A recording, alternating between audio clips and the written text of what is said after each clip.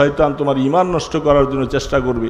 ঈমানের ব্যাপারে জাদ্দিদু ঈমানাকুম বিকাউলি লা ইলাহা ইল্লাল্লাহ।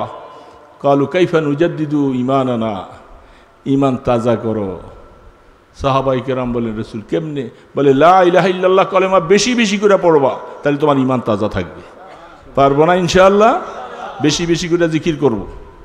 রে বাবা, কত সময় চলে যায় আল্লাহর জিকির দিয়া। কলিজাটাকে সব ভরপুর করে দাও, জবানটাকে তরুতাজা করো, আল্লাহর জিকির যেন আমি ভুলে না যাই। সবসময় জিকির করতে পারবো তো বাবা? পারবো না ইনশাআল্লাহ? লা ইলাহা ইল্লাল্লাহ, লা ইলাহা ইল্লাল্লাহ, লা ইলাহা লা ইলাহা ইল্লাল্লাহু মুহাম্মাদুর রাসূলুল্লাহ সাল্লাল্লাহু তাআলা আলাইহি ওয়াসাল্লাম। বহুত বড় বড় মুহাক্কিকিন তারা ওয়াজ করতেছিলেন।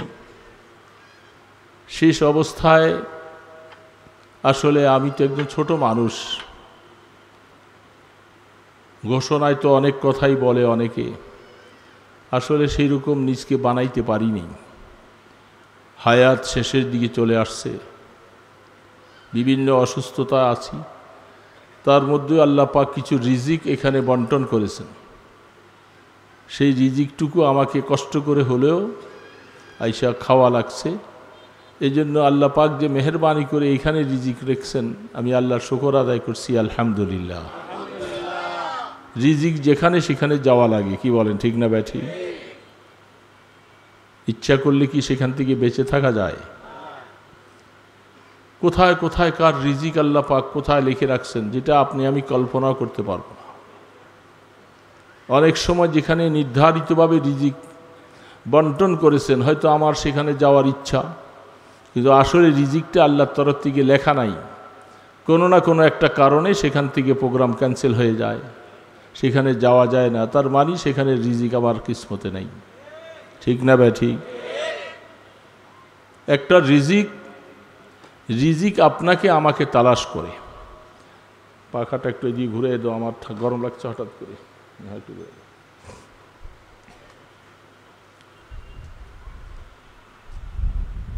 আমরা রিজিক তালাশ করি, অথচ আসলে রিজিকে আমাদেরকে তালাশ করে। রিজিকে মানুষকে তালাশ করে। হ্যাঁ, অল্প দিলে হবে, চলবে। আরেকটা জিনিস, সেটা আমরা সকলে বিশ্বাস করি, মুসলমানরা তো অবশ্যই বিশ্বাস করি, যারা অমুসলিম আছে, নাস্তিক আছে, কাফের মুশরিক বেঈমান আছে, তারাও বিশ্বাস না করে উপায় নাই। সেটার নাম হলো মৃত্যু। কি বলেন? মৌত। সেটার নাম কি ভাই? এটা কি বিশ্বাস করা যায় কি না? না করা গেলে অসুবিধা আছে? বিশ্বাস করা লাগবে সবার। যারা আল্লাহকে মানে তারাও, যারা আল্লাহকে সেজদা করে না তারাও, যারা মূর্তি পূজা করে তারাও। আসমান জমিনের স্রষ্টা বলতে কেউ নাই, যে নাস্তিক, তাকেও এই জায়গাটার মধ্যে আইসা কোনো আপোষ নেই। কি বলেন? তারা কি মৃত্যুবরণ না করে কি পারবে? এমন কোন নাস্তিক আছে পৃথিবীতে যে না আমি মরব না? ফেরাউন কি মরছে কি মরে নাই? নমরুদ মরছে কি মরে নাই? কারুন মরছে কি মরে নাই? আবু জেহেল মরছে কি মরে নাই? ওতবা সাইবা মরছে কি মরে নাই? বাহ, কি দাপট ছিল তাদের! সারা পৃথিবীর মসনাদে বসে বসে যারা কত মুসলমানকে জীবন্ত কবর দিয়েছে, কত মুসলমানকে হত্যা করেছে, কত ছোট বাচ্চাদেরকে শেষ করেছে, তারা কি আজ পৃথিবীর বুকে আছে? বলেন না বাবা, আছে।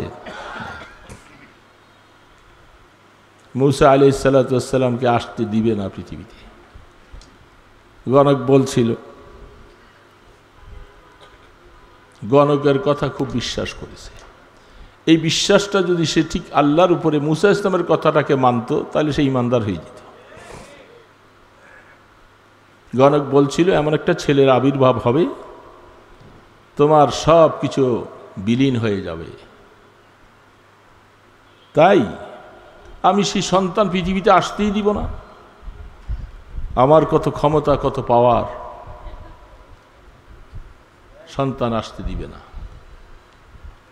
যদি আল্লাহ পাক কাউকে আনতে চান, কেউ কি ফিরিয়ে রাখতে পারে? বলেন না বাবা, ফিরিয়ে রাখতে পারে? কত সন্তান হত্যা করে ফেলছে। সর্বশেষ হারুন আলাইহিস সালাম 1 বছরের সন্তান রাখলো আর 1 বছরের সন্তান মেরে ফেললো। মেয়েদেরকে না, শুধু কাদেরকে? ছেলেদেরকে। চিন্তা করছি সারা বছরের পুরুষ ছেলেগুলাকে যদি মেরে ফেলা হয়, তাহলে আমাদের কাজ করবে কারা? এই জন্য সিদ্ধান্ত নিল 1 বছরের সন্তান থাকবে, আরেক বছরের মেরে ফেলবে। তো হারুন আলাইহিস সালাম ওই বছর জন্মগ্রহণ করলেন, যে বছর সন্তানকে মারা হয় না।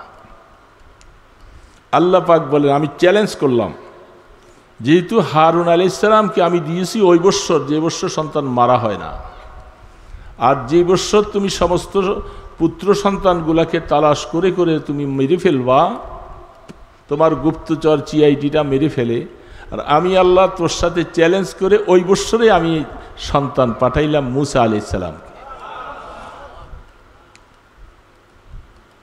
তাও আল্লাহ পাকের কি কুদরত, যে মুসাকে মারবার জন্য তন্ন তন্ন করে খুঁজতেছে, আল্লাহ পাক সেই মুসাকে তার ঘরের মধ্যে লালন পালন করাইতেছে। সুবহানাল্লাহ।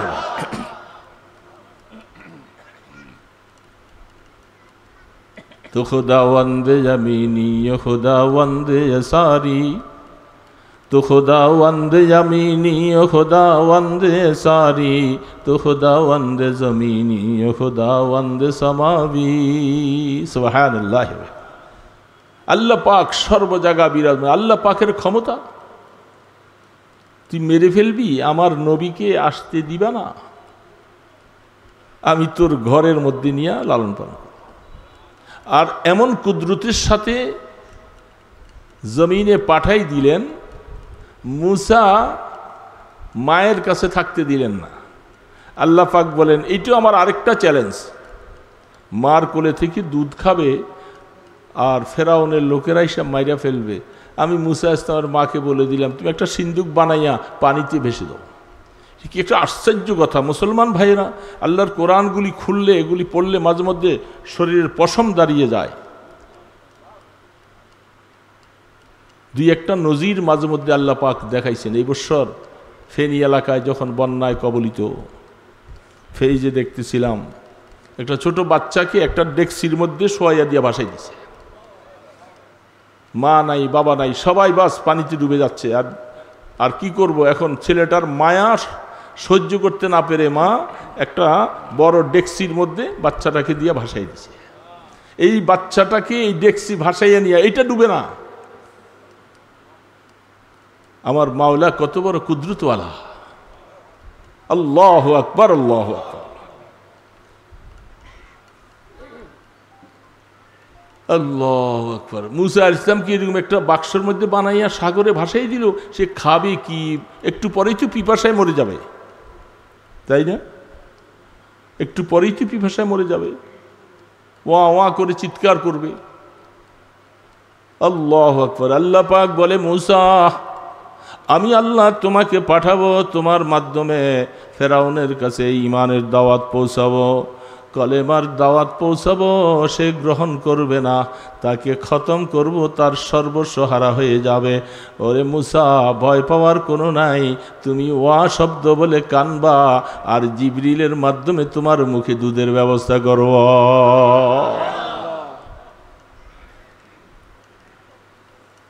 فموسى الذي ربه جبريل فهو كافر وموسى الذي ربه فرعون فهو مرسل। বলেন সুবহানাল্লাহ।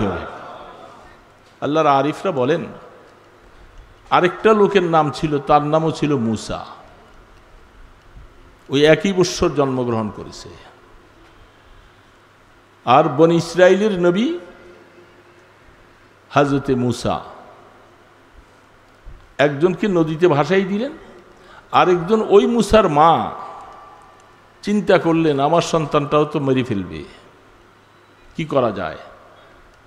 পাহাড়ের মধ্যে জঙ্গলের মধ্যে একটু জায়গা ছোট্ট করে পরিষ্কার করে মা সেই বাচ্চাটাকে সেখানে রেখে আসছে। হিংস্র প্রাণী খেতে পারে, বাঘ ভাল্লুকে খেয়ে ফেলতে পারে, সব কিছু মন থেকে উজাড় করে নিয়ে সেইখানে রেখে দিয়ে আসছে। দেখি বেঁচে থাকলে থাকবে, তবুও ফেরাউনের সৈন্যদের হাতে যেন কতল না হয়ে যায়। সেই সন্তানটা জিবরিল আলাইহিসসালাম তিনি আইসা ওই সন্তানটার কাছে তার আঙ্গুল চোষাইয়া তার মুখ দিয়া মধু আর দুধ খাওয়াইয়া ওই বাচ্চাটাকে লালন পালন করতেছে। কালের বিবর্তনে সেই সন্তানটাই হয়েছিল মুনাফিক, আর রাসূল মুসা আলাইহিসসালামকে তিরস্কারকারী ছিল। তার নাম ছিল, কোরআন তার নাম বলছে সামিরি। তাকে লালন পালন করলো কে? জিবরিল ফেরেশতা। আর এই মুসা বনি ইসরাইলের নবী মুসা ইসলামকে লালন পালন করলেন কে? ফেরাউন। এই কথাটাই বলতেছে ফামুসাল্লাযী রাব্বাহু জিবরিল ফাহুয়া কাফিরুন ওয়া মুসাল্লাযী রাব্বাহু ফিরআউন ফাহুয়া মুরসালুন।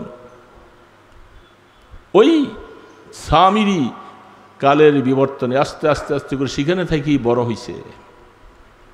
সে এক সময় কাফের হয়ে গেল, মুনাফিক হয়ে গেল। কোরআন তার সম্পর্কে স্পষ্ট বলছে। কিন্তু মুসা আলাইহিসসালামকে আল্লাহ পাক ফেরাউনের কোলে নিয়া, কোরআন বলতেছে আল্লাহু আকবার, হাদিসের মধ্যে বুখারী খুলে দেখেন, মুসা আলাইহিসসালাম মাত্র অল্প বয়স, দুধের বাচ্চা, দুধ খায় না কারো। আল্লাহ পাক বলতেছেন আমি সকল মায়ের দুধ পান করা মুসার জন্য হারাম করে দিয়েছি, কারো কোনো মায়ের দুধ খাবে না। এই জন্য বিবি আসিয়া রাদিয়াল্লাহু তাআলা আনহা সন্তানটা কি করে পালবে, পেরেশান হয়ে গেলেন। খবর পাঠাও। মায়েরা অনেকে বিশাল পুরস্কার পাওয়ার আশা নিয়া দাঁড়িয়ে আছে, এই সন্তান কার মায়ের দুধ খাবে। কোনো মায়ের দুধ খায় না।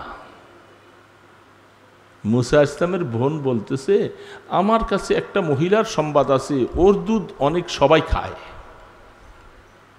তা আনো, সেই আপন মা আইসা ওই লাইনে দাঁড়াইছে। কোনো মায়েদের দুধে মুখ দেয় নাই মুসা ইসলাম। যখন আপন মায়ে যখন কোলে নিয়া স্তনের সাথে মুখ লাগাই দিলেন, প্রাণ ভরে দুধ খাইয়ে পেটটা ভরে ফেলছে। আহা, কি কুদরত মাওলার কাজ কিভাবে করে আমরা তো সব ভুলে গেছি। আল্লাহর কোরআন খুলে দেখা যাবে ঈমান তাজা হবে কি করে মুসলমানদের। মুসলমানটি ঘটনা শুনতে হবে ইয়াকিনের সাথে, বিশ্বাসের সাথে। নিজের ঘরে থাইকা দুধ খায় এবং মা দুধ খাওয়ারের বিনিময়ে বিশাল উপঢৌকন হাদিয়া পায়। নিজের সন্তানকে দুধ খাওয়ায়, আবার পুরস্কার কেমন। এতদিন মায়ের কোলে বৈশা বৈশা ঘরে আমার আরেকটা বাচ্চা আছে, আমি তাকেও দুধ খাওয়াইতে হয়, আমি আপনার এই বাচ্চাকে দুধ পান করে আপনার দরবারে আমি থাকতে পারবো না, আমার কাজ আছে। ঠিক আছে, তুমি তোমার কাছে নিয়ে দুধ খাওয়াইও, মাঝে মধ্যে আইনাই না আমাকে একটু দেখাইবা। ছোট বাচ্চা ফেরাউনের কোলে নিয়া হযরতে আসিয়া তিনি নিয়ে কোলে দিছেন। ছোট বাচ্চা কি বুঝে? ছোট বাচ্চা বুঝে না। এ তো আপনার মতো আমার মতো ছোট বাচ্চা না, উনি তো নবী মুরসাল। ফেরাউনের দাড়ি ছিল, খুব লম্বা দাড়ি ছিল। ছোট বাচ্চা কোলে নিয়া চুমা খাওয়ার জন্য গেছে, ফেরাউনের দাড়িতে ধরে এমন জোরে টান দিছে, টানের সাথে ফেরাউন উহ করে চিৎকার করছে। আসিয়া, এই সন্তান রাখা যাবে না, সন্তান রাখা যাবে না। কি ব্যাপার? সে দেখো আমাকে এমন জোরে টান দিছে, টান দিয়ে আমার মাথাটাকে নিচু করে ফেলছে। ছোট বাচ্চা কি এমন টান দিবে? আপনি পাগলের মতো কথা বলতেছেন। না, পাগলামি নয়, এই সন্তান রাখা যাবে না, জল্লাদ খবর দাও। কোরআনের মধ্যে বলছেন আমি আমার পয়গম্বর মুসাকে অনেকগুলি পরীক্ষা সামনে দিয়ে দিয়া প্রত্যেকটা পরীক্ষায় ফার্স্ট ক্লাস পাস করে করে আমি তাকে উত্তীর্ণ করে দিয়েছি। ওই দিন যখন ফেরাউন সিদ্ধান্ত নিল মুসা ইসলামকে হত্যা করেই ফেলবে, জল্লাদ তৈয়ার, বিবি আসিয়া বলতেছে, একটা কথা শোনো স্বামী, আমি একটা পরীক্ষা তোমাকে দেই। এই ছোট বাচ্চা কিছুই বুঝে না, মাত্র আপুর কাটতেছে। এই বাচ্চার সামনে একটা স্বর্ণের টুকরা রাখো আর একটা আগুনের টুকরা রাখো। যদি এই বাচ্চা আগুনের টুকরার মধ্যে হাত দেয় তাহলে বুঝবা যে সে তোমাকে বুঝে শুনে তোমার দাড়িতে টান দেয় নাই। আর যদি স্বর্ণের মধ্যে হাত দেয় তাহলে বোঝা যাবে সে তোমাকে বুঝেই টান দিছে, ছেড়ে দিয়েছে। দুই পাশে দুইটা টুকরা। তাফসীর লেখেন, মুসা আলাইহিস সালাম বুঝমান মানুষ, খুব বুঝমান, ধীশক্তিওয়ালা আল্লাহর পয়গম্বর। স্বর্ণের টুকরার দিকে হাত বাড়তে ছিল। আল্লাহ পাক বললেন, জিবরিল তাড়াতাড়ি যাও, আমার পয়গম্বর মুসার হাতটা আগুনের দিকে বাড়াইয়ে দাও। স্বর্ণের দিক থেকে আগুনের দিকে হাতটা যখন বাড়িয়ে দিল, যাইয়া আগুনের টুকরাটা মুখে দেওয়ার সাথে সাথে জিহ্বাটা জ্বলে গেল। হযরতে আসিয়া দৌড়ে আইসা আগুনের টুকরাটা ফেলে দিল, জিহ্বার মধ্যে পোড়া দাগ লেগে গেছে। সেখান থেকে মুসা আলাইহিস সালাম, তার ভাষা স্পষ্ট নয়, কথা অস্পষ্ট হয়। এই জন্য আল্লাহ পাকের কাছে দোয়া করেছেন যে আল্লাহ, আমি তো স্পষ্ট করে কথা বলতে পারি না, আমি ফেরাউনের কাছে কিভাবে দাওয়াত দিব। আল্লাহ পাক বললেন, পয়গম্বর মুসা, জবানের মধ্যে পোড়া গেছে, এটা ব্যাপারটা আমি বুঝি। ফেরাউনের কাছে দাওয়াত দেওয়া লাগবে সেটাও আমি বুঝি। আপনি পড়ুন, রব্বি শরহ লি সাদরি ওয়া ইয়াসসির লি আমরি ওয়াহলুল উকদাতাম মিন লিসানি ইয়াফকাহু কওলি। সুবহানাল্লাহি ওয়া বিহামদিহি। পড়লেন আর জবান পরিষ্কার হয়ে গেল। তা আমি বলতেছিলাম যে বাবা, আল্লাহ পাক মুসা আলাইহিস সালামকে জমিনে পাঠাবে, ফেরাউনি সারা শক্তি পেরেশান হয়ে গেল, পারল না মুসা আলাইহিস সালামকে ঠেকাইয়া রাখতে। তার মানে হলো কিয়ামত পর্যন্ত আনেওয়ালা ইসলাম বিদ্বেষীরা মনে রাখো, আমার আল্লাহ যদি ইসলামকে জমিনে টিকাইয়া রাখতে চায়, সারা পৃথিবীর কোনো বেঈমান ইসলামকে বিদায় করতে পারবে না। আজ ইসরায়েলরা আমাদের ভাইদেরকে অকাতরে মারতেছে। কি বলেন বাবা, মারে কি মারে না? মায়া লাগে কি লাগে না? আপনাদের কেমন লাগে? অন্তর পুড়ে যায় না? চোখের পানি আসে না? তাদের কথাগুলি স্মরণ করে আপনি রাত্রে গভীরে আল্লাহর কাছে হাত তুলে দেখবেন, আপনার চোখে দিয়া জার জার করে পানি পড়তে থাকবে। ফিলিস্তিনের মতো জায়গা, বুখারীতে হাদিস আসছেন, সেই যে ফিলিস্তিনের ভূমিটা আল্লাহ পাক বলেন আমার প্রিয় ভূমি, মসজিদে আকসা যেটা আল্লাহ পাকের প্রিয় জমিন, প্রিয় মসজিদ, আপনারা যাইবেন নাকি সেখানে? যাওয়া লাগবে। কখন? যেদিন কিয়ামত হবে, পৃথিবীটা প্রলয় হয়ে যাবে, মসজিদে আকসা কমবে 2,24,000 পয়গম্বর যেখানে, আর আপনার আমার নবী হাবিবে কিবরিয়া সরকারে দো আলম মাহবুবে খুদা ইমামুল আম্বিয়া খাতামুন নবিয়িন শফিউল মুজনিবিন মুহাম্মদুর রাসূলুল্লাহ সাল্লাল্লাহু আলাইহি ওয়াসাল্লাম সমস্ত নবী রাসূলদের ইমাম হলেন যেই ঘরে, সেই জায়গাটা কি সাধারণ জায়গা? আফসোস লাগে, সেখানে আজকে আমাদের ভাইদেরকে অকাতর এইভাবে মারতেছে। অপেক্ষা করতে থাকেন, প্রাণ ভরে দোয়া করো মুসলমান, শুধু নিজের জন্য নয়, এই মুসলমান ভাই বোনদের জন্য, ছোট ছোট বাচ্চাদের জন্য প্রাণ খুলে চোখের পানি ছেড়ে দোয়া করো, আল্লাহ তুমি ইসরায়েলকে খতম করে দাও। মুসলমানি শক্তির বোমার মধ্যে কোটিগুণ শক্তি বাড়াইয়ে দাও, যেমনিভাবে বদরে ওহুদের মধ্যে তোমার বন্ধুকে তুমি সাহায্য করেছিলা। তুমি কোরআনে বলছো আইয়াদনাহু বিরূহিন ওয়া আইয়াদনাহু, আল্লাহ পাক বলেন আমি আমার বন্ধুকে এমন সৈন্য দিয়া সাহায্য করেছিলাম, এই দুনিয়ার মানুষ তোমরা দেখো না, কিন্তু আমার বন্ধুকে আমি সাহায্য করার জন্য আসমানি ফেরেশতা পাঠিয়ে দিছি। সেই ফেরেশতা আল্লাহ পাক আজও পাঠাইতে পারেন কি পারেন না? সারা বিশ্বের সমস্ত মুসলমানেরা চোখের পানি ছেড়ে রাত্রে নামাজ পড়ে পড়ে সেজদায় পড়ে যখন কাঁদতে শুরু করবে, তখন আল্লাহ পাকের তরফ থেকে আল্লাহু আকবার ফিলিস্তিনি হামাসদেরকে কুদরতি সাহায্য দেওয়া শুরু হবে। আর একটু অপেক্ষা করেন, ইনশাআল্লাহ আমার বিশ্বাস আল্লাহ পাক ইসরায়েলকে খতম করে দিবে ইনশাআল্লাহ। আল্লাহ পাক মুসলমানদের ইমানের দিকে দেখতেছে, কতটুকু জ্বলে তার অন্তরে, কতটুকু ব্যথা। নিজের সন্তানের জন্য যেমন ব্যথা, ওই ইসরায়েলের গুলির পক্ষ থেকে যায় আমাদের ছোট শিশু বাচ্চাগুলি যে মারা যায় তাদের জন্য এমন ব্যথা। কি নির্মম নিষ্ঠুর। আজকে তো আমরা বলে বয়ান করতেছি, বয়ান শুনতেছি, মসজিদে নামাজ পড়তে যাইতেছি, বাজার করতে যাইতেছি, আর সেখানে ফিলিস্তিন লেবাননে আমার ভাইদের উপরে কি নির্যাতন চলছে যা সহ্য করার মতো না। আল্লাহ সুবহানাহু ওয়া তাআলা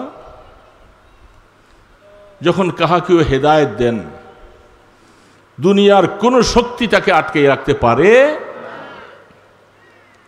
আমাদেরকে হেদায়েত কে দিয়েছেন বাবা? কে দিয়েছেন? বড় করে বলেন। আল্লাহ।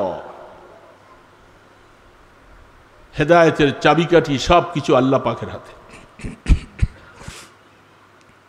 দেখেন, একটা কথা মনে পড়লো হঠাৎ করে, বুখারীতে আসছেন, বুখারী শরীফের প্রথম জিলদের শেষে তার সম্পর্কে হাদিস আসছেন। ইমাম বুখারী রাহমাতুল্লাহ লিখেছেন, হযরত সালমান ফারসি রাদিয়াল্লাহু তাআলা আনহুর নাম শুনছেন আপনারা? কারা কারা শোনেন নাই দেখি হাত তোলেন তো। সবাই শুনছেন তো? সালমানে, তার ইমানের অবস্থাটা হাদিসের পৃষ্ঠা তার ব্যাখ্যার মধ্যে দেখলে আকল হয়রান হয়ে যায়। আমাদের মধ্যে একটা আশার সঞ্চার হয় যে কেউ যদি ইমান নিতে চায় আর ইমান নিয়ে বাঁচতে চায়, আল্লাহ পাক সালমানে ফারসির মতো আল্লাহ তাকে সাহায্য করবে। সালমানকে জিজ্ঞাসা করতেছে, মিনাইন, সালমান তুমি কোথা থেকে আসছো? বলে, রাম হরমুজ, আমার দেশের বাড়ি এমন একটা গ্রাম যেটা ইরানকে পারস্য বলা হয়, আমি পারস্য দেশের অধিবাসী। একটা রাজপুত্র ছিল সালমান ফারসি। আল্লাহু আকবার, আল্লাহু আকবার। সালমান ফারসি রাদিয়াল্লাহু তাআলা আনহু সুঠাম দেহের অধিকারী, টলপিকার, সুন্দর চেহারা, জমিদারের ছেলে। বাবা তাকে এত আদর করে, মানে মাথায় রাখে না উকুনে খেয়ে ফেলবে, নিচে রাখে না পিঁপড়ায় খেয়ে ফেলবে, এত আদর। কিন্তু আফসুস হলো সালমানের বাবা অগ্নি পূজারী, আগুন পূজা করে। আগুন পূজা কি শরীয়তে আছে? বলেন না মুসলমান ভাইরা, আছে কি? আগুন পূজা করে। সালমান খুব নজর রাখে, বাহিরে যেতে দেয় না, সবসময় কাছাকাছি রাখে। একদিন অনেকগুলি মেষ, বকরি, দুম্বা এগুলি ছিল দেখবার জন্য। বাবা ব্যস্ত ছিল, সালমান একটু দেখে তাড়াতাড়ি এগুলি নিয়ে আসো। সালমান রাদিয়াল্লাহু তাআলা আনহু যাইবার সময় পথের মধ্যে, ওই জামানার মধ্যে নাসারা ধর্ম ছিল সবচেয়ে প্রিয় ধর্ম। হযরত ঈসা আলাইহিস সালাম দুনিয়া থেকে চলে গেছেন, ওই ধর্মটা ছিল বেশি। হযরত সালমান রাদিয়াল্লাহু তাআলা আনহু যাবার সময় একটা গির্জার মধ্যে নজর করে দেখে একজন সুন্দর মানুষ, সে নামাজ পড়ে, রুকু করে, সেজদা করে, যেটা সালমান জীবনে কোনোদিন দেখে নাই। সালমান আস্তে আস্তে তার কাছে গেলেন, জিজ্ঞেস করেন, আপনি যে এত সুন্দর করে কি আমল করতেছেন, এগুলি কি? নামাজ সুন্দর না অসুন্দর বলেন তো? এত সুন্দর ইবাদত আল্লাহ আমাদেরকে দিয়েছেন, আমরা মুসলমানরা অনেক সময় পড়ি না, কি বলেন? ঠিক না ভাই? ঠিক। আমাদের মধ্যে অনেক যুবক বাবাজিরা আছে যারা নামাজটা পড়ে না। নামাজের সুন্দরতা দেখে পড়তে মনে চায়, কিন্তু শয়তানের কারণে পড়ে না, ঠিক না ভাই? ঠিক। বলে, আপনি, বলে আমি নাসারা ধর্মের একজন পাদ্রী, তা আপনি সুন্দর নামাজগুলি কোথায় পাইলেন? আপনাদের হেড অফিস কোথায়? বলে, আমাদের হেড অফিস হলো বাইতুল মুকাদ্দাস।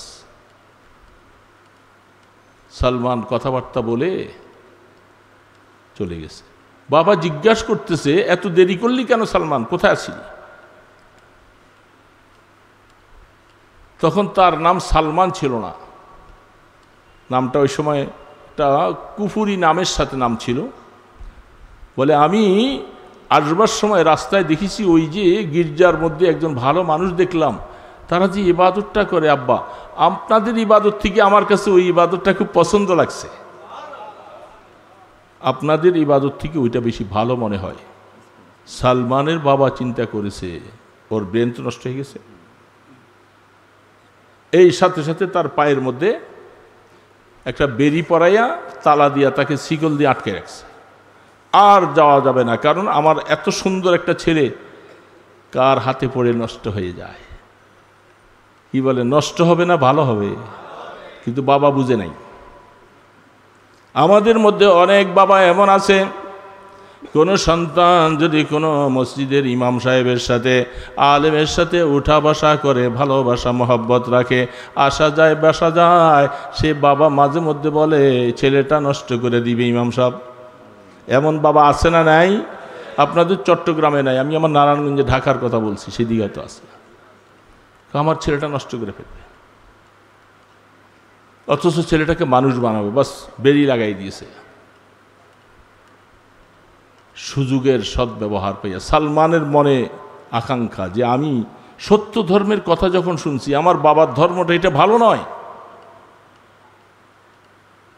তখন সেই পাদ্রীর কাছে বলে আসছে যদি সেই মুলকে শাম সেখানে যাওয়ার মতো কোনো কাফেলা যদি আপনি পান, আমাকে একটু কোনো লোক মারফতে খবর দিবেন। সেই পাদ্রী একদিন একটা কাফেলা পাওয়ার পরে খবর দিছে। সালমান সুযোগ পাইয়া পায়ের বেরিটা খুইলা কিছু টাকা পয়সা নিয়া বাস চলে আসছে পাদ্রীর কাছে।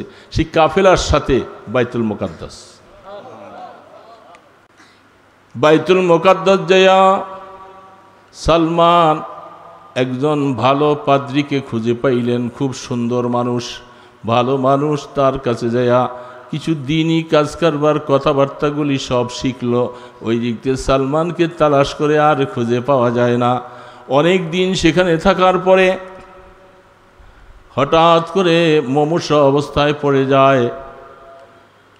এই লোকটার নজর করে দেখে সালমান সবসময় তার সাথে উঠা বসা করে, কিন্তু লোকটার স্বভাব চরিত্র ভালো না, সে টাকার লোভী,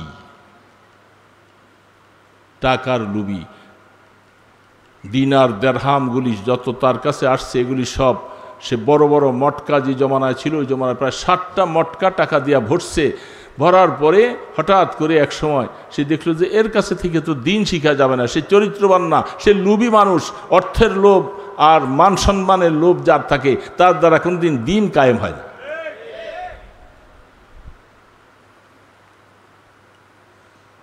সে মারা গেছে।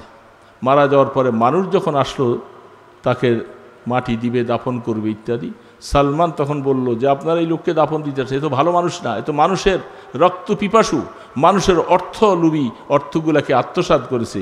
এই যে দেখেন নজর করে তার টাকার গোডাউনগুলি, মানুষ তাকে আর মাটি দেয় নাই, দাফন করে নাই। সে এখন নৈরাশ হয়ে গেছে, হায় আমি এখন কোথায় যাব।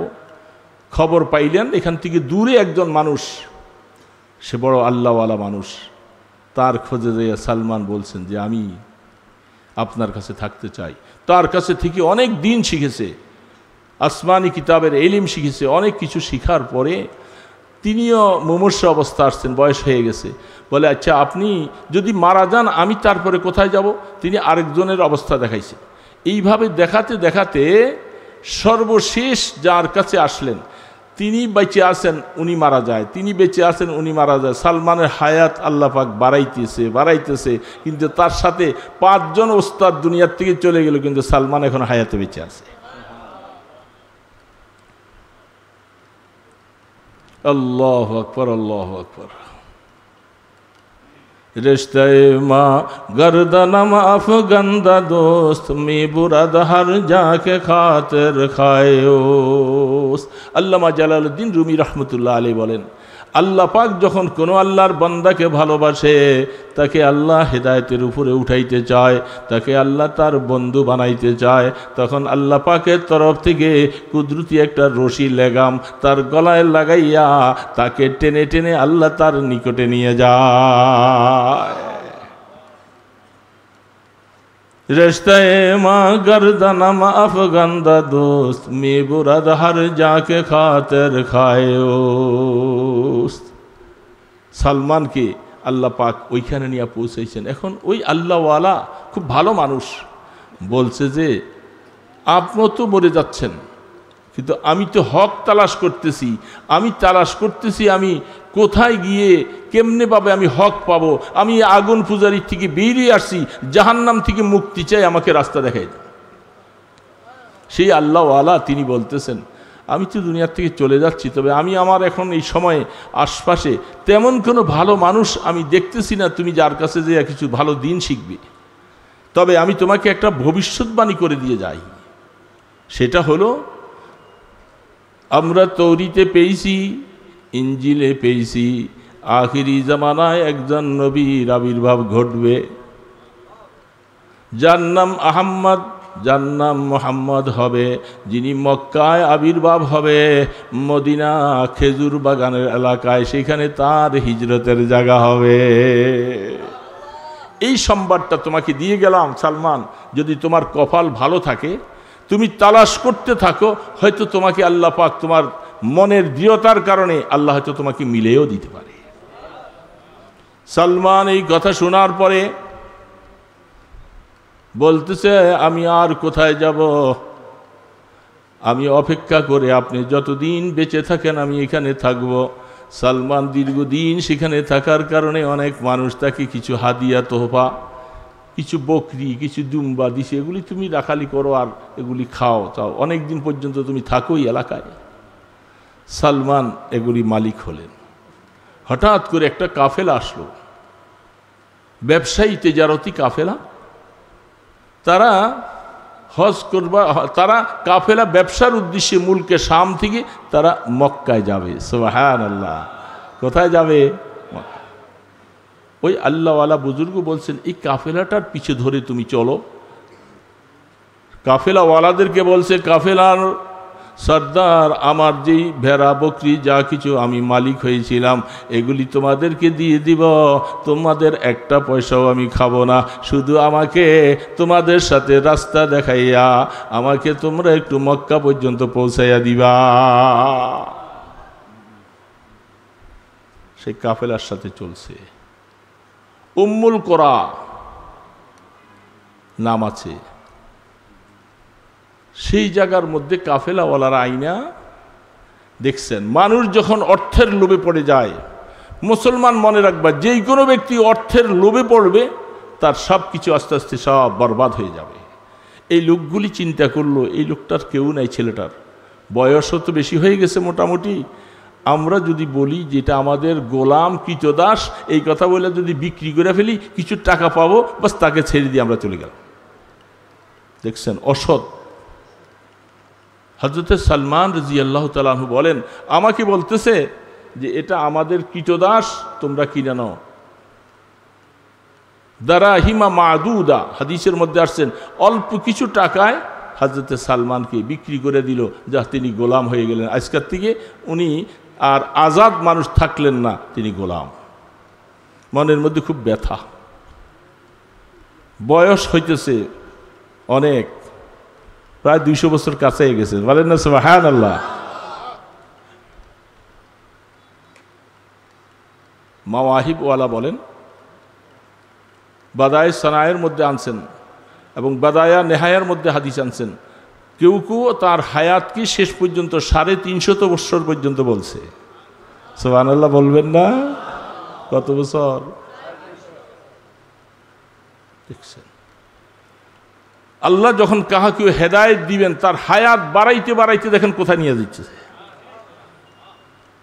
সে উম্মুল কোরাতে এখানে এসে এক ইহুদির গোলাম হলেন। হাদিসের মধ্যে লেখে এই গোলাম সে তাকে আরেক কানে বিক্রি করলো, আরেকজনের কাছে বিক্রি করলো, ইনি 10টা মালিকের গোলামি করে করে সর্বশেষ যে খরিদ করলো তার বাড়ি হলো ইয়াসরিব, মদিনা। সুবহানাল্লাহ। তালাশ করতেছে আর আল্লাহ পাকের রাস্তা আস্তে আস্তে ঘুরাইতেছে। তবে মান জাদ্দা ফাওয়াজাদা ওয়াকরাইল বাবা মুলিহান মুদমিনান মান কারাল বাবা লা বুদ্দা ইয়াসিলু। কেউ যদি কারো ঘরে যাইতে চায়, ঘরের দরজায় যায় খটখট করে আওয়াজ করে, আওয়াজ দিছে কেউ খোলে না, আবার দিছে খোলে না, আবার দিছে খোলে না, দাঁড়াইয়া আছে, বসে আছে, ঘামাইয়া গেছে, খুলতেছে না। কবি বলতেছে যদি তুমি কারো ঘরে যাইতে চাও, বারবার করে চেষ্টা করো আর ঘামাইয়া যাও, পড়ে থাকো, একবার না একবার রাগ করে হলেও তারা দরজা খুলবে, তোমার মাকসুদ হাসিল হয়ে যাবে। কি ঠিক না ব্যাঠিক বলেন? ঠিক এমনিভাবে যদি কেউ আমার মাওলাকে পাওয়ার জন্য চেষ্টা করতে থাকে, একবার, দুইবার, তিনবার, একদিন, দুদিন, 3 দিন চেষ্টা করতে করতে করতে করতে মাওলার কাছে যখন ধর্ণা দেওয়া থাকবে, রাত্রে উঠো, নামাজ পড়ো, তাহাজ্জুদ পড়ো, জিকির আজকার করো, করে করে বারবার দোয়া করতে থাকো, একদিন না একদিন আল্লাহ তোমাকে টেনে রহমতের কোলে বসাইয়া দিবে। याद में तेरे सबको भुला दो, कोई ना मुझको याद रहे, तुझ पर सब घर-बार लुटा दो, खानाए दिल आबाद रहे, सब खुशियों पर आग लगा दो, गम से तेरे दिल शाद रहे, सबको नजर से अपनी गिरा दो, फकत तुझसे याद रहे। আল্লাহর আরিফেরা বলে, বান্দা সমস্ত খুশির মধ্যে আমি আগুন জ্বালাইয়া দেই, সব খুশিকে বরবাদ করে দেই, কারো খুশি চাই না, তোমাকে বাদ দিয়া কোনো খুশি নাই। আল্লাহ তোমার খুশি চাই, তোমাকে চাই, তুমি আমাকে দয়া করে তোমার রহমতের দরওয়াজা খুলে দাও। এই জন্য আল্লাহর বান্দা এবার মনে মনে একটু খুশি। সারা দুনিয়া ঘুরে 10 জন গোলামের গোলামিত্ব করতে করতে করতে করতে সর্বশেষ মদিনা শরীফে এক ইহুদির গোলামি কাজ করার কারণে রসুল যে জন্মগ্রহণ করে 40 বৎসর হইয়া নবুয়তের প্রকাশ ঘটে গেল, আরও 13 বৎসর পার হইয়া তিনি মদিনায় যাবে, লম্বা প্রায় 53 বৎসর পার হয়ে গেল। সালমানের এই ব্যাপারে কোনো খবর নাই, কারণ একজন রাখাল গোলাম আর কি খবর রাখবে। যেদিন রহমতে দো আলম হাবিবে কিবরিয়া সরকারে দো আলম মুহাম্মদুর রাসূলুল্লাহ সাল্লাল্লাহু আলাইহি ওয়াসাল্লাম হিজরত করে যখন মদিনায় রওনা দিলেন, বাবা আল্লাহর পয়গম্বরকে কাফেররা মারার জন্য চেষ্টা কম করে নাই। আমার আল্লাহ যাকে রাখবেন তাকে কেউ মারতে পারে না, চেষ্টা কম করে নাই। রাস্তার মধ্যে আল্লাহ পাক সুরাকা আবু জেহেল সহ ঘোষণা দিছে, মোহাম্মদ আবু বকর দুইজনের যে কোনো একজনকে জীবিত অথবা মাইরা মাথাটা আমার সামনে আনবি, 100 ওট পুরস্কার দিব। বলে নাউজুবিল্লাহ, জোরে বলে নাউজুবিল্লাহ মিন যালিক। হাদিসের মধ্যে আছে, সুরাকা বলতেছে আমি তো চেষ্টা করছি অন্য কেউ যেন এই পুরস্কারটা নিয়ে না যায়, এই জন্য আমি চুপচাপ করে বসে থাকিয়া বলছি, কই ঘুরা গেরা দেখছে অনেক জায়গায় মোহাম্মদের কোথায় খোঁজখবর পাওয়া যায় না। এর মানে হলো আমি চুপচাপ করে এই পুরস্কারটা নিয়ে আমি পাই, এই জন্য সে অন্যদেরকে সব এই দিকে নৈরাশ করে রাখছে। তার বাদিকে বলছে, অমুক পাহাড়ের নিচে ঘোড়াটাকে সাজাইয়া তৈরি করে রাখো, আমি আসতেছি, কেউ যেন না জানে। সুরাকা সুসজ্জিত অস্ত্রশস্ত্র নিয়া ঘোড়ার পিঠে হইয়া ফু ফু করে চলছে। রাস্তার মাঝামাঝি যাওয়ার পরে আবু বকর পিছন দিকে নজর করে তাকাইয়া বলে, ওগো আল্লাহ রসুল, সুরাকাকে দেখা যায় অস্ত্র নিয়ে সে আমাদের দিকে আগে আসতেছে। রসুল বলে, লা তাহজান ইন্নাল্লাহা মা'ানা। ওই আয়াত ওইটা, ভয় পাওয়ার কোনো কারণ নাই। আবু বকর আমাদের সাথে আছেন কে? বড় আওয়াজে বলেন কে? আল্লাহ। লা তাহজান ইন্নাল্লাহ। কাছাকাছি গেল, আল্লাহ রসুল একটু পিছনের দিকে চাইয়া দোয়া করলেন, আল্লাহুম্মা খুযহু আল্লাহুম্মা আনসুরহু আল্লাহুম্মা সরা, আল্লাহ তাকে তুই পছলাইয়া ধরো। যেমন ভাবে আল্লাহ পাক রসুল বলতে দেরি, ঠিক এরকম পাথুরি জমির মধ্যে তার ঘোড়াটার পাওটা এই পর্যন্ত ডেবে গেছে। সুবহানাল্লাহি ওয়া বিহামদিহি। গড়াটার পাও ডেবে গেছে। যেমন কারুন সমস্ত সম্পদ নিয়ে মুসা ইসলাম বলতেছেন, খুঁজ ইয়াদ জমিন, কারুনের সব ধ্বংস সহ তার ধন রত্ন সহ সব কিছু নিয়ে কারুনকে ডাবাও, ডাবাইতে থাকো, ডাবাইতে থাকো। বলতেছিল অন্য কেউ আইসা বলে একটু মাফ করে দেন। মুসা ইসলাম এত রাগাম্বিত ছিল, বলে মাফ করা যাবে না তাকে। তো ঠিক একই অবস্থা। সে সোরাকা বুঝছে ঘটনাটা আসলে আল্লাহ রসুলের বদদুয়ার কারবার। সেখান থেকে হাত তুলে বলতেছে, মাফ চাই, আমাকে মাফ করে দেন, আমি আর আসবো না আপনাদের পিছনে। যদি এইদিকে কোনো মানুষ যদি আসে, আমি তাদেরকে বলে দিব যে এই রাস্তায় মোহাম্মদ যায় নাই, আমাকে মাফ করে দেন, আমি আর যাব না। রহমতে দো আলম বলতেছেন, সোরাকা শুনে নাও, তোমাকে মাফ করে দিলাম, তুমি উঠবা, চলে যাইবা মক্কায় ফিরা। তবে ও একটা সংবাদ তোমাকে শোনাই দেই রে সোরাকা, ওই দিনটা কত আনন্দিত হবে যেদিন পারস্য বিজয়ী লাভ করা তাদের রাষ্ট্রীয় সম্পদের হাতের স্বর্ণের কঙ্গন বিভিন্ন জিনিসগুলি যখন মদিনাতে আসবে, তোমার সোরাকার হাতে সেদিন পরাইয়ে দেওয়া হবে। সুবহানাল্লাহি ওয়া বিহামদিহি। সেদিন মানে তুমি তখন মুসলমান হয়ে যাইবা। তুমি তো আজকে আমাকে মারতে আসতেছ, তুমি তখন সাহাবি হয়ে যাইবা, তখন তোমার হাতে এটা পরাই দেওয়া হবে। কিছু সময়ের জন্য হলো আমার এই ভবিষ্যৎবাণী মনে রাখবা। আল্লাহ রসুলের কথা ঠিক তাই ঘটেছে। সোরাকা সেখান থেকে উঠে চলে আসছে, আর যাব না। মানুষ কেউ যাইতেছিলেন, বলে না এই রাস্তায় মোহাম্মদ নাই, যেমন ওয়াদা তেমন। পরে সোরাকা সময় মতো সব দলবল নিয়ে মদিনাতে যাওয়ার পরে আমি আসলে ভুলই করেছিলাম ওগো রসুল, আর দেরি করে লাভ নাই, আমি তো বাস্তবে আপনার সমস্ত মর্যাদা দেখেছি, আমাকে মুসলমান বানাইল। যেদিন কুবা মহল্লা, যেই কুবা মসজিদের মধ্যে হাজী সাহেবরা 2 রাকাত নামাজ পড়লে একটা কুমরা হজের সওয়াব নসিব হয়ে যায়। আল্লাহ রসুল প্রত্যেক শনিবার সকালবেলা মদিনা শরীফ থেকে অজু করে কখনো হাইটা যাইতেন, কখনো সাওয়ারির উপরে করে যেতেন। কোবা মহল্লায় যেদিন আল্লাহ রসুল যে মহল্লায় ছিলেন, যে ঘরে ছিলেন, হঠাৎ করে খবর পাওয়া গেল হযরতে সালমান রাদিয়াল্লাহু তাআলা যে ইহুদির গোলাম ছিল, তার একটা ছোট ভাই আইসা তার মালিক খেজুর গাছের নিচে বসে বসে বাতাস খায়, আর আমি খেজুর গাছের ডালা কাটতেছি। এমন সময় তার ছোট ভাই আইসা বড় ভাইয়ের কাছে বলতেছে, ভাই শুনছো যে মক্কার থেকে আরব থেকে একটা যুবক ছেলে নাকি আসছে, সে আইসা নাকি নবী হয়েছে, নবী দাবি করে, তুমি এই কথাটা শুনছো? এমন একটা আজে বাজে কথা।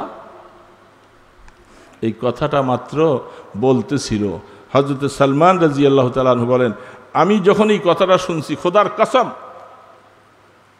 আমি গাছের মধ্যে থেকে থরথর করে যেন মানে আমার শরীরের মধ্যে কম্পমান এসে গেছে, আমি নামতে পারতেছি মনে, সেখান থেকে ফাল দিয়া পড়ি। রসুল আসছি কথা শুনছি, আজকে 100 বৎসর পর্যন্ত তালাশ করতে করতে রসুলের আগমনের কথা শুনছি, আমার আর জীবনে এমনটা আর স্বাদ আর আমি আর কবে পাবো? হযরত সালমান রাদিয়াল্লাহু তাআলা তিনি কোনো রকমভাবে তার নিজের বয়ান তিনি পেশ করতেছেন, আমি কোনো রকম সম্ভ্রম করে গাছের থেকে নামলাম। গাছের থেকে নামার পরে তার ছোট ভাইকে আমি জিজ্ঞাসা করতেছি, আমার মালিকের ছোট ভাইকে, তুমি কি যেন বলতেছিলে ভাইজান? কি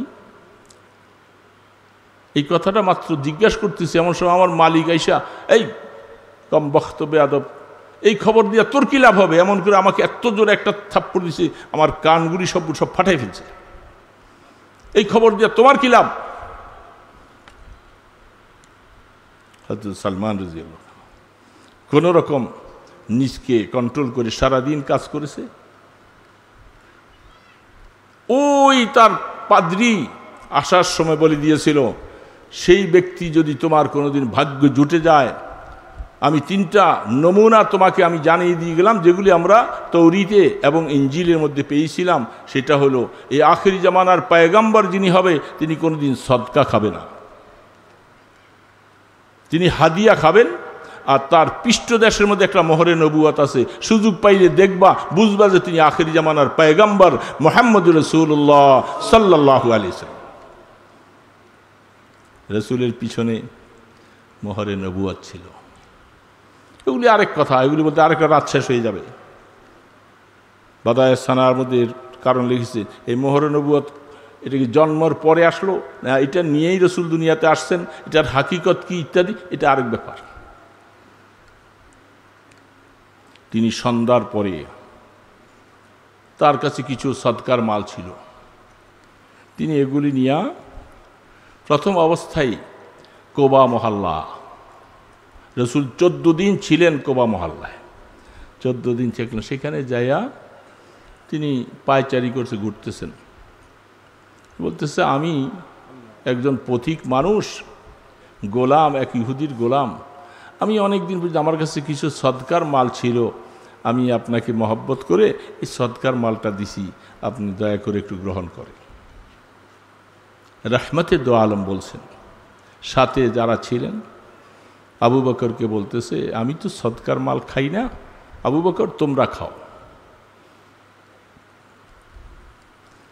হযরত সালমান বলেন সেদিন আর আমি বেশিক্ষণ থাকলাম না, কারণ আমার মালিক গোস্বা হবে, আমার উপর আবার মার দিবে, চলে আসছে।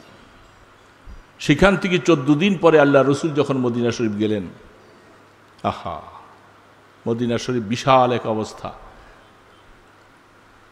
হায় আল্লাহর হাবিব, আল্লাহ পাক আমাদেরকে নবী দিয়েছেন তো ইমানদার মুসলমান ভাইয়েরা, আমরা বুঝতে পারিনি, আমরা শুধু এমনি শুধু রসুল পাইছি খুশি, রসুলের তরিকাও বুঝি না, নামাজ পড়ি না, সুন্নত রাখি না, রসুলের দিন মিটে যায় এর জন্য কোনো ব্যথাও নাই, রসুলের উম্মতকে মাইরা ফেলে আমাদের কাছে মায়াও লাগে না।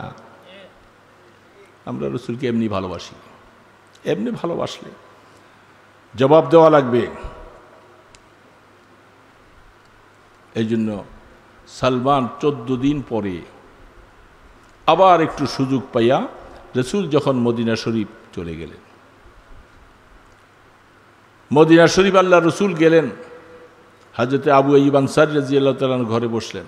আসলে এই ঘরটা আবু আইয়ুব আনসারী নয়, এই ঘর আল্লাহ রসুলের জন্য কওমে তুব্বা, বাদশাহ তুব্বা বানাই দিয়ে গেছিলেন, আজ থেকে প্রায় রসুলের আগমনের প্রায় 500, 600, 700 বছর আগে। সেই কওমে তুব্বা, শাহে কোরআন শরীফে আছে কওমে তুব্বা কুল্লুন কাযযাবার রুসুলা ফাহাক্কা ওয়াঈদ। শাহে তুব্বা যিনি রসুলের উপরে তখনই ঈমান আনছেন, যদি আমি সেই সময়ে থাকতে পারতাম। চিঠি লিখে যায়, এ আমার সমস্ত ওলামায়ে কেরাম যারা ছিল মদিনা শরীফে, তারা সব পিছনের কিতাব পড়ে দেখছে আখেরি জামানার পয়গম্বরের হিজরতের জায়গা হবে এখানে। বাদশাহ তুব্বা 400 জন আলেমের জন্য ঘর বাড়ি বানাইয়া সব কিছু করে তাদেরকে মদিনা শরীফ থাকার জন্য বলে গেল। একটা চিঠি লিখে যায়, আমার চিঠিটা তোমাদের সন্তানদের কাছে পৌঁছাইয়া দিবা। শাহিদু আলা আহমদ আন্নাহু রাসূলুম মিনাল্লাহি বারিন নাসামি। কওমে তুব্বা বলতেছিল আমি শাহাদত বরণ করতে, আমি শাহাদত দিতেছি যে তিনি আখেরি জামানার পয়গম্বর মুহাম্মদুর রাসূলুল্লাহ সাল্লাল্লাহু আলাইহি সাল্লাম। যদি আমি ওই সময় পর্যন্ত হায়াতে বেঁচে যাই, আমি তার আপন চাচাতো ভাইয়ের মতো তার ডানে বামে তার দ্বীনের সমস্ত সহযোগিতা করব। এই জন্য সেই রসুল সেখানে গেলেন। সালমান ফারসি রাদিয়াল্লাহু তাআলা আনহু 14 দিন পরে এবার কিছু নিজের সামানপত্র, কিছু জিনিস হাদিয়া হিসাবে তিনি নিয়ে গেলেন। আল্লাহ রসুল যখন তিনি গেলেন তখন আল্লাহ রসুল জান্নাতুল বকি কবরস্থানের দিকে একটা জানাজা নিয়ে রসুল যাচ্ছে। আল্লাহ রসুলের শরীরের মধ্যে চাদর। হযরত সালমান ফারসি রাদিয়াল্লাহু তাআলা আনহু পিছিয়ে পিছিয়ে গেলেন। তিনি যাই দেখেন যে জান্নাতুল বকি কবরস্থানের মধ্যে লাশ দাফন করতেছেন আল্লাহর পয়গম্বর, তিনি সামনে আসেন। আমি যে তখন সামনে সালাম দিয়ে বলছি, আমি ওই লোকটা যে আপনার সামনে দেখা করেছিলাম কোবা মহল্লায়। ও আচ্ছা, ভালো, ঠিক আছে, আমি কিছু হাদিয়া নিয়ে আসছি আপনার জন্য। আল্লাহ রসুল হাদিয়া গ্রহণ করলেন। বলেন আবার 2টা পরীক্ষা পাস, আমার পরীক্ষা হয়ে গেছে। 3 নম্বর পিছনে মোহরে নবুয়তটা দেখব। আমি যখন আস্তে করে পিছনে যখন আসলাম, রাহমাতে দো আলম হাবিবে কিবরিয়া তিনি বুঝে ফেলছেন, আস্তে করে আল্লাহ রসুল চাদর মোবারকটা টান দিয়ে একটু সরাই দিয়েছেন। সুবহানাল্লাহ। সালমান কলিজাটা তার এমনভাবে থরথর করে, আমি বহুদিন অপেক্ষার পরে তালাশ করতে করতে আজকে রসুলের সাক্ষাৎ যখন পেয়ে যাই, আর দেরি করা যাবে না। তিনি মোহরে নবুয়তের মধ্যে চুমা দিয়া সাথে সাথে বলে, আমি বহু অপেক্ষায় ছিলাম, আর বুঝার প্রয়োজন নাই। আশহাদু আল্লাহ ইলাহা ইল্লাল্লাহু ওয়া আশহাদু আন্নাকা মুহাম্মাদান আবদুহু ওয়া রাসূলুহু। হযরত সালমান কলেমা গ্রহণ করে চোখের পানিগুলি জার জার করে ছেড়ে দিচ্ছে, তার কলিজাটা ফেটে যায়।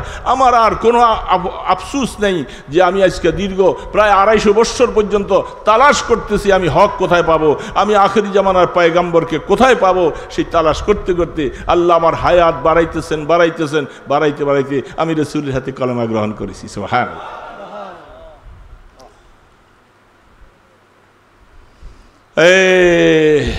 ईमानदार मुसलमान भाई, तिसने गागर आबे जुया दर जहां, तिसने गागर आबे जुया दर जहां, आबे दर जुयद बालम तिसने गा। पानी जेरकम पिपासित पिपासित व्यक्ति पानी तलाश करे, आबार अनेक समय पानीও पिपासित व्यक्ति तलाश करे। আল্লাহর পয়গম্বরের কাছে সালমানের মতো মানুষ আয়েশা ঈমান গ্রহণ করবে।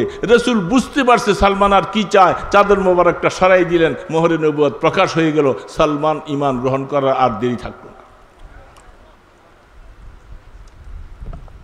হযরতে সালমান ফারসি কয়টা বাজে?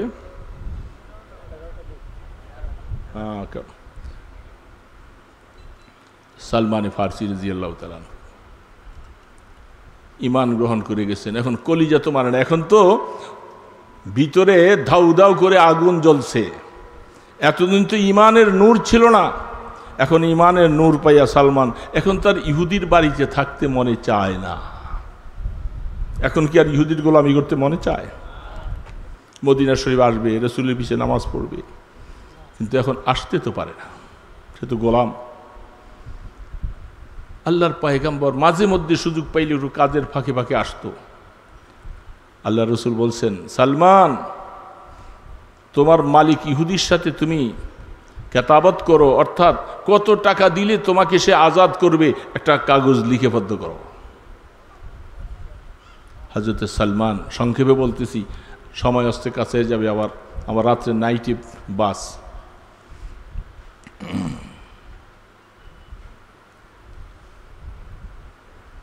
সালমান রাদিয়াল্লাহু তাআলা আনহু মালিককে বলছে, মালিক বলতেছে, ও মনে বড় আশা, মুসলমান হইছ, সেটা হয়তো আমি ফিরাইতে পারি নাই, কষ্ট দিব, নির্যাতন করব, কিন্তু কলিজার মধ্যে হাত দিয়ে তার ঈমান ছিনিয়ে নেওয়া যাবে না। তবে তোকে আজাদ হওয়ার জন্য এমন শর্ত আমি তৈরি করব, সালমান শর্ত জীবনে পুরা হবে না, তুই আজাদ হবি না। কি শর্ত? বলে প্রথম শর্ত হলো 40 উকিয়া, প্রায় 1 কেজি, 1 কেজির মতো স্বর্ণ দিতে হবে। 1 কেজি স্বর্ণ কি বাড়ির কাছে দাঁড়িয়ে খাইতে পায় না, 1 কেজি স্বর্ণ করতে পায়। 2 নম্বর শর্তটা আর থেকে আরো কঠিন। আমার ওই যে মরুভূমিতে জায়গাটা আছে, সেই জায়গাটার মধ্যে 300 খেজুরের চারা লাগাবি, সমস্ত 300 চারা একসাথে যেদিন গাছে ফল আসবে সেদিন তুই মুক্তি হবি। সুবহানাল্লাহি ওয়া বিহামদিহি। এত কঠিন শর্ত, মরুভূমিতে গাছ লাগাইয়া পানি দেওয়া, জীবিত রাখা, একই 4টিখানি ব্যাপার। 10টা টিকবে, ওই দিক দিয়ে 2টা মরে যাব, আবার 2টা ঠিক করবে, এদিকে 10টা মরে যাব। মরুভূমিতে খেজুরের চারা, যারা আরব দেশে দেখতেছেন পানির নলকূপ তাদের গাছের গোড়ায় লাগাইয়েই রাখে, তারপরেও গাছ টিকানো যায় না। হযরত সালমান ফারসি রাদিয়াল্লাহু তাআলা আনহু আয়েশা বললেন, ওগো আল্লাহর রাসূল, চোখের পানি জার জার করে ছেড়ে দিয়েছে, বলে এই শর্ত তো আর কোনো দিন পুরা হবে না। আমি সালমান বুঝি মদিনায় এসে আমার নবীর পিছনে নামাজ পড়তে পারবো না, আমি বদরে যেতে পারলাম না, আমি ওহুদে যেতে পারলাম না, কবে আর রসুলের পাশে আসবো, জিহাদের ময়দানে যাব। আল্লাহ রসুল বলেন, সাহাবারা শোনো, তোমাদের ভাই সালমান আজাদ হওয়ার জন্য যে শর্তটা দিয়েছে তোমরা সহযোগিতা করো। কেউ 10টা, কেউ 20টা, কেউ 30টা করে খেজুরের চারা সংগ্রহ করো। সবাই খেজুরের চারা সংগ্রহ করলেন। আল্লাহ রসুল বললেন, সালমান সাহাবাদেরকে সাথে নিয়া 300 গর্ত করো। 300টা গর্ত করে প্রত্যেকটা চারা গর্তের বরাবর নিয়ে রাখছেন। রহমতে দো আলম হাবিবে কিবরিয়া মোহাম্মদুর রসুল্লাহ সালমানকে আজাদ করবে। রসুল সালমানকে আজাদ করবে বলে আমি আসতেছি। এই রৌদ্রের মধ্যে আল্লাহ রসুল নিজের হাতে এক একটা খেজুরের চারা গর্তের মধ্যে ফেললেন। সাহাবারা মাটি দিয়ে দিয়া গাছগুলি সোজা করলেন।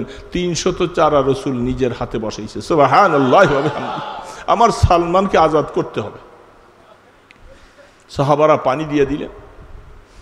আল্লাহু আকবার। আমার আল্লাহ পাকের কুদরত।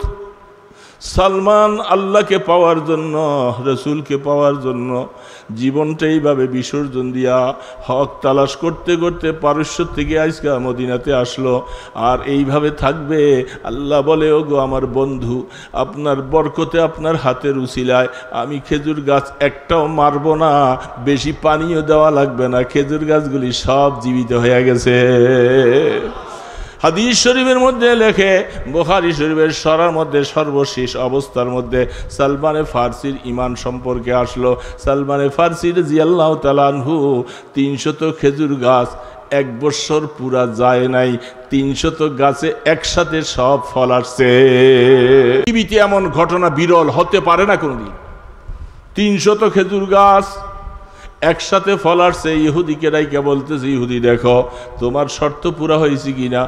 ইহুদি কপাল পোড়া, যদি কপালটা ভালো হতো দেখতো যে মদিনাতে 300 খেজুর গাছ একসাথে লাগাইয়া এবার 1 বছরে ফল আসে, তাইলে এটা বিশেষ একটা কুদরতি কারবার। আমি আর দেরি করবো না, সালমানকে আজাদ করি, আমিও মুসলমান হয়ে যাই। কিন্তু কপালে নাই, ইসলাম কপালে নাই, ঈমান কপালে নাই। এই জন্য সালমান তো একটা শর্ত পুরা হয়ে যায়। কয়েকদিনের ভিতরে কোন আল্লাহর এক বান্দার থেকে একটা ডিমের মতো স্বর্ণের টুকরা আল্লাহ রসুলের কাছে আসছে। রসুল বলে, সাহাবায়ে কেরাম তোমরা গনিমতের মাল থেকে কেউ নিও না, এইটুকু স্বর্ণ আমি সালমানকে মুক্তির জন্য দিয়া দেই। সালমানের হাতে উঠাই দিয়া বলতেছি, ওগো সালমান মাইফা দেখো তোমার মালিককে বলে দাও। সালমান বলে, ইয়া রাসূলুল্লাহ সামান্য এটুকি 1 কেজি হবে, 40 উকিয়া। মাইপা দেখে 1 রত্তি কমও না, 1 রত্তি বেশি। হযরতে সালমান রাদিয়াল্লাহু তাআলা আনহু মুক্তি হইয়া তিনি আইসা মসজিদে নববীতে সেজদায় পড়ে আছে, আর চোখের পানিতে মেজে ভিসে যায় যে আল্লাহ বহুদিন পর্যন্ত তোমাকে তালাশ করতেছিলাম, তুমি আমাকে দয়া করে ঈমান দিয়েছো, আমাকে তোমার বন্ধুর পিছনে নামাজ পড়ার সুযোগ করে দিলা। এ মাওলা, আমি তোমার কাছে আর কি চাবো? আল্লাহ দুনিয়াতে যেমন তুমি ঈমান দিয়েছো, আখিরাতে তুমি ইজ্জতওয়ালা বানাইয়া দিও। হযরত সালমান ফারসি রাদিয়াল্লাহু তাআলা আনহু ইসলাম গ্রহণ করলেন। মুসলমান ভাইয়েরা, একজন মানুষ ঈমান তালাশ করতেছে আর আল্লাহ তাকে ঈমান দেওয়ার জন্য হায়াত বাড়াইতে বাড়াইতে বাড়াইতে বাড়াইতে তাকে 350 বছর পর্যন্ত হায়াত দিয়ে দিলেন। এটা তো বিরল ঘটনা। বোঝা যাচ্ছে হক যদি তালাশ করো, ঈমান যদি তালাশ করো, আল্লাহ তোমাকে এরকম সুযোগ করে দিবে। কিন্তু বাবা দিবে না? এই জন্য মুসলমান ভাইয়েরা, আল্লাহকে ধরো, আল্লাহ রসুলকে আপন বানাও। এর থেকে আপন পৃথিবীতে তোমার আর কেউ নাই। আছে কেউ কোনোদিন? কেমনে পারো যুবক বাবাজিরা তোমরা নামাজটা পড়ো না? কেমনে পারলা? নামাজের মধ্যে যে কি স্বাদ আর কি মজা, একটু সেজদা লাগাইয়া দেখো, কপালটা মাটির মধ্যে লাগাও, আল্লাহ পাকের কুদরতি পায়ের মধ্যে লাগাও, দেখো রে ইমানদার, সেজদার মধ্যে কত মজা, তোমাকে দুনিয়ার আর কিছুর মধ্যে বোঝানো যাবে না।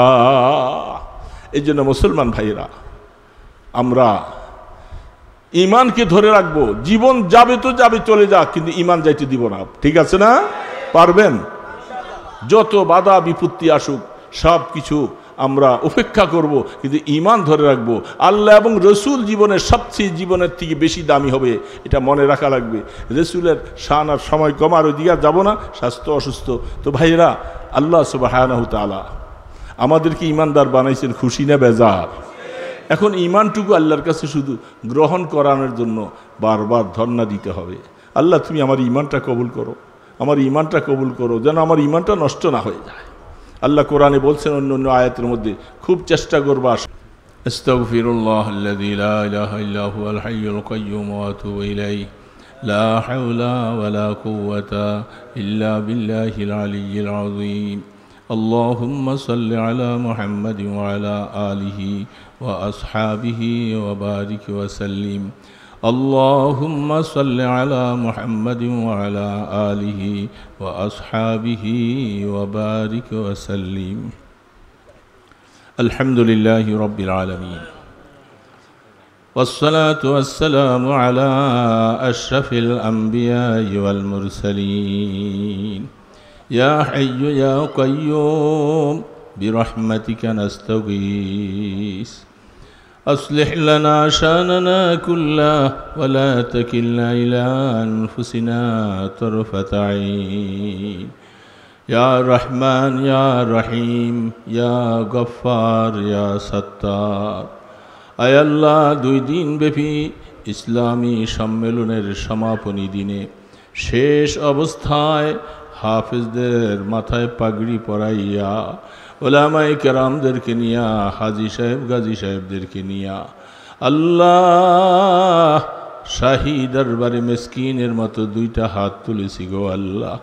আয় আল্লাহ, কিছু দেখাবার মতো আমাদের কাছে কিছু নাই গো আল্লাহ, আমরা একেবারে খালি। তুমি যে দয়া করে আমাদেরকে ঈমান দিয়েছ, শুকর আদায় করার ভাষা নাই গো আল্লাহ। আয় আল্লাহ, মেহেরবানি করে আমাদের ঈমানটুকু কবুল করে লাও আল্লাহ। ঈমান নিয়ে কবর পর্যন্ত যাওয়ার তৌফিক দিও গো আল্লাহ। আল্লাহ, ঈমান দুনিয়ায় রাইখা দিয়া জাহান্নামী বানাইয়া কবরের ডাক দিও না। এ মাওলা, আমাদের ঈমানকে কবুল করে না। জীবনে অনেক গুনাহ করে ফেলছি মাওলা, আমাদের গুনাহগুলি মাফ করে দাও গো আল্লাহ। আল্লাহ, ভয় লাগে, অন্ধকার কবরে কেমনে থাকবো গো আল্লাহ। কোনো বন্ধু নাই, আত্মীয় স্বজন নাই, বাতি নাই, পাখা নাই, এতিমের মতো রাইখা দিয়ে আসবে গো আল্লাহ। অন্ধকার কবরে নিয়ে আমাদেরকে মাইরো না গো আল্লাহ। এ রহমানুর রহিম, আমরা তোমার গোলাম, তুমি আমাদের মনিব গো আল্লাহ। আমাদেরকে শাস্তি দিলে তোমার কি লাভ হবে গো আল্লাহ? আমাদেরকে জাহান্নামে ফেললে তোমার কি লাভ হবে? এ রহমান রহিম, দয়ালু খোদা, আগুন সহ্য করতে পারবো না। একটা কুকুরের বাচ্চা যদি আগুনে পড়ে মরে, কোনো পাষাণ হৃদয় দেখা সহ্য করতে পারে না। এত সুন্দর করে মানুষ বানাইলা, এই কপাল দিয়া তোমাকে সেজদা করেছি গো আল্লাহ, এই মুখ দিয়া তোমাকে আল্লাহ বলে ডেকেছি। তুমি কেমনে আমাদেরকে আগুনে ফালাইবা? তোমার কি মায়া লাগবে না গো আল্লাহ? আগুন দিয়া পুইরো না। আমরা আগুন দিয়া পোড়ার জন্য তোমাকে আল্লাহ বলে ডাকি নাই গো আল্লাহ। তোমাকে আল্লাহ বলে কত হাজার বার ডাক দিয়েছি মাওলা। এই শব্দটা মুখে থাকতে তুমি আমাদেরকে আগুনে ফেলে দিও না আল্লাহ। কিয়ামতের ময়দানে আমলনামা ডান হাতে দিও, মাথার উপরে সূর্যের তাপ হবে গো আল্লাহ। কলিজাটা ফেটে যাবে, পিপাসায় পানি পানি বলে চিৎকার করবে। কারো কাছে পানি নাই, তোমার বন্ধুর কাছে হাউজে কাউসার থাকবে। আমাদেরকে এক গ্লাস হাউজে কাউসার নসিব করে দিও এ মাওলা। মাহরুম করে দিও না। নবীকে পাই নাই, সাহাবী পাই নাই, শেষ জমানায় আসছি, হাউজে কাউসারের পানি থেকে বঞ্চিত কইরা দিও না। আল্লাহ তোমার বন্ধুকে সুপারিশের ক্ষমতা দিবা, আমাদেরকে দয়া করে একটু সুপারিশ নসিব করে দিও। আমল দিয়া পার হওয়ার মতো কিছু নাই, আল্লাহ তোমার বন্ধুর সুপারিশ আমাদের নসিব করে দিও গো আল্লাহ। পুলসেরাতটা পার করাইয়া দিও। এই পারে ময়দানে হাসর, ওই পারে জান্নাত, মাঝখানে পুলসেরাত, নিচে জাহান্নাম, দাও দাও করে জ্বলবে। আল্লাহ কলিজাটাও ফেটে যাবে গো আল্লাহ।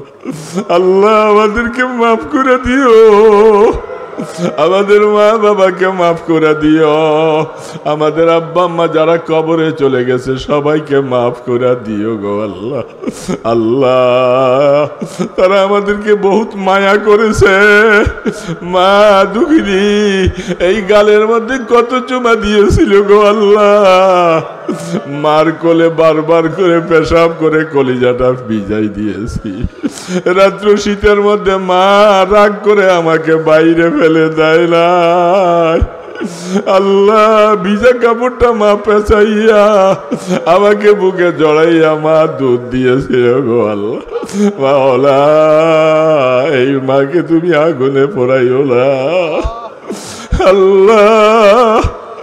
মা বাবাকে সাথে নিয়ে জান্নাতের বাসিন্দা বানাইও হে মাওলা। পিতা পুত্রের মধ্যে বিচ্ছেদ করে দিও না গো আল্লাহ। আমাদের নেক আমলের সওয়াবগুলি আমাদের মা বাবার কবরে পৌঁছায়া দাও আল্লাহ। কিয়ামতের ময়দানে মা বাবাকে নিয়ে, ছেলে মেয়ে বিবি বাচ্চা সবাইকে নিয়ে জান্নাতে যাওয়ার তৌফিক দিও ইয়া আল্লাহ।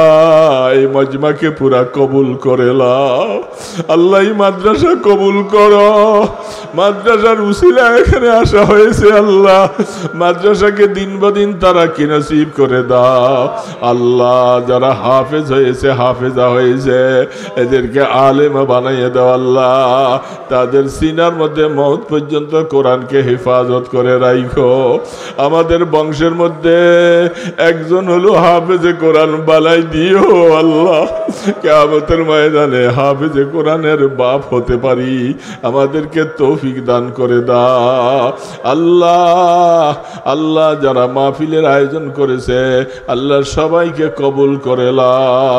এই মাহফিলের উসিলা এলাকায় হেদায়েতের নূর ছড়িয়ে দাও আল্লাহ। আল্লাহ সবাইকে মদিনার আশেক বানাইয়া দিও ইয়া আল্লাহ। মুসাফিরি হালতে হাত পাচ্ছি গো আল্লাহ, খালি হাতে ফিরাই দিয়ে আল্লাহ।